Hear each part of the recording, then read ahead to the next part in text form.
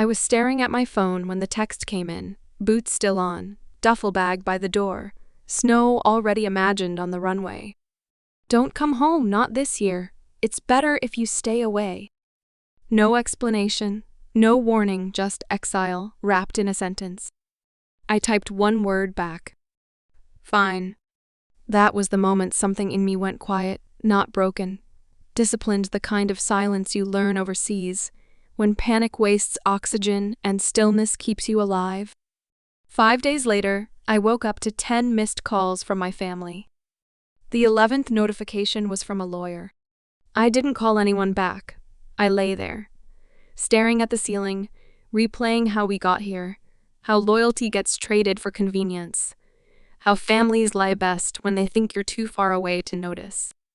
I grew up believing my father was unmovable, a man built from rules and routines, pride ironed into his posture when I enlisted.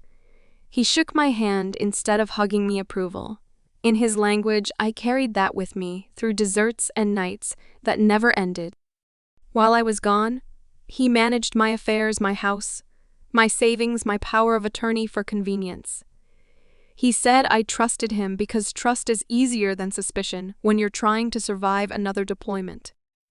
Christmas was supposed to be the return, the proof that sacrifice loops back into warmth.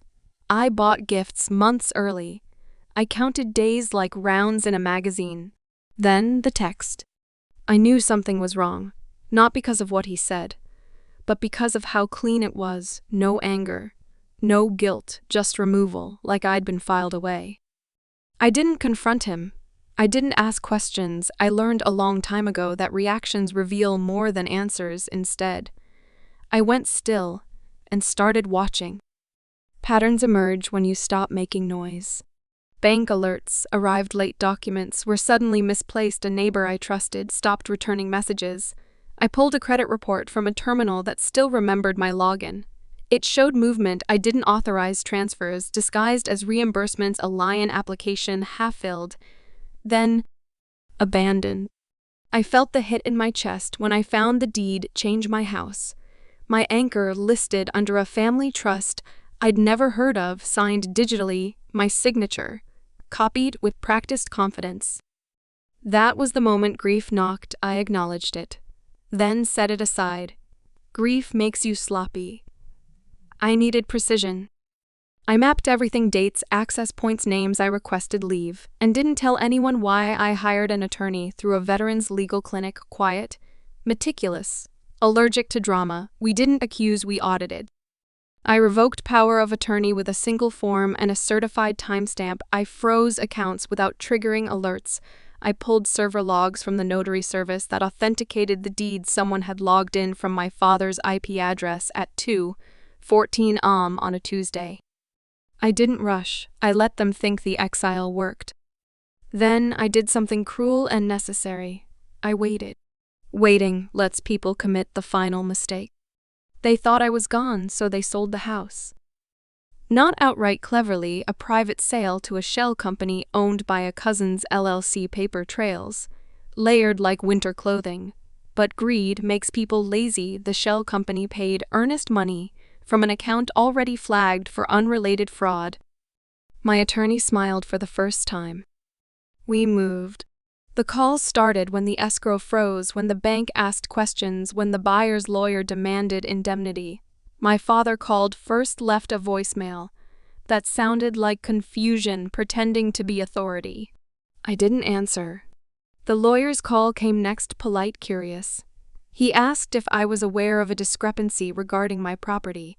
I said I was very aware. I asked if he preferred email or certified mail.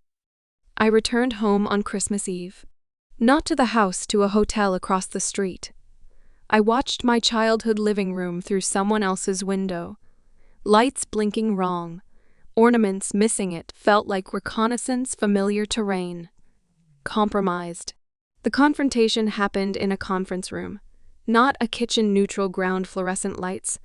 My father sat straighter than usual. My mother wouldn't meet my eyes. The cousin kept checking his phone like it might save him. I laid the documents out slowly. Deed logs, IP addresses, account transfers, the revoked authority stamped in red. I didn't raise my voice. I didn't ask why. I explained consequences. The house sale was void. The attempted fraud triggered mandatory reporting. The shell company folded under scrutiny. The Cousins LLC dissolved by sundown. My father's accounts were frozen pending investigation. That's when he spoke. He said he was protecting the family, that my absence made things difficult, that I wouldn't understand. I told him I understood perfectly.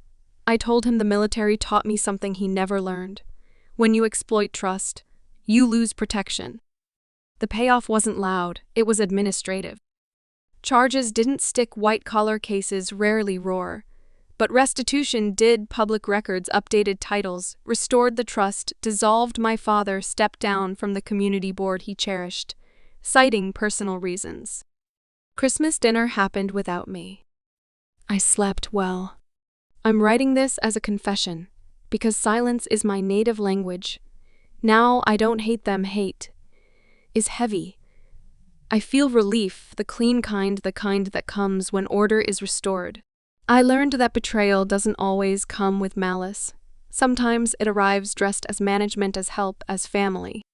My reply fine wasn't surrender. It was consent to proceed on my terms.